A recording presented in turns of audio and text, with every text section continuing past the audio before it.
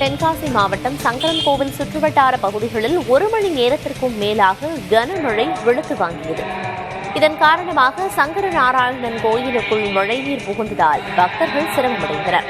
கோயில் வளாகத்தில் தேங்கிய மழைநீரை வெளியேற்றும் பணியில் ஊழியர்கள் ஈடுபட்டனர்.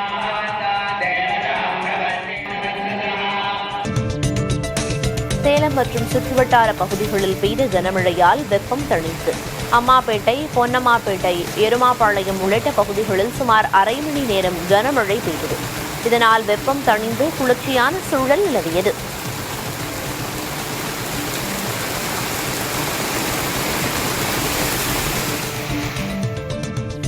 சென்னை மாநகரின் பல்வேறு பகுதிகளிலும் பரவலாக மழை பெய்தது.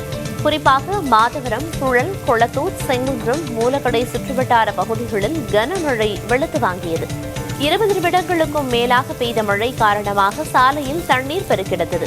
இந்த திடீர் மழையால் வெப்பம் தணிந்தது.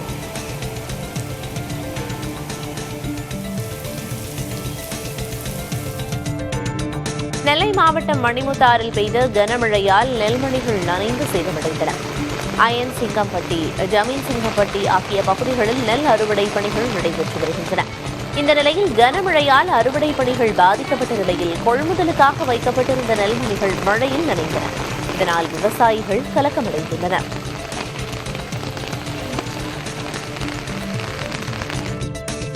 கோவை, நீலகிரி உள்ளிட்ட 12 மாவட்டங்களில் இன்று கனமழை பெய்யும் என வானிலை ஆய்வு மையம் அறிவித்துள்ளது. தமிழகத்தின் அநேக இடங்களில் லேசானது முதல் மிதமான மழை பெய்யும் என தெரிவிக்கப்பட்டுள்ளது. கோவை மாவட்ட மலைப்பகுதிகள், நீலகிரி, திருவள்ளூர், காஞ்சிபுரம், ராணிப்பேட்டை மாவட்டங்களில் கனமழை பெய்யும் என கூறப்பட்டுள்ளது.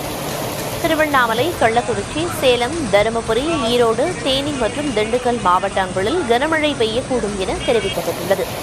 சென்னையில் நகரின் ஒரு சில இடங்களில் இடிமின்னலுடன் மிதமான மழைக்கு வாய்ப்புள்ளதாக வானிலை ஆய்வு மையம் தெரிவித்துள்ளது.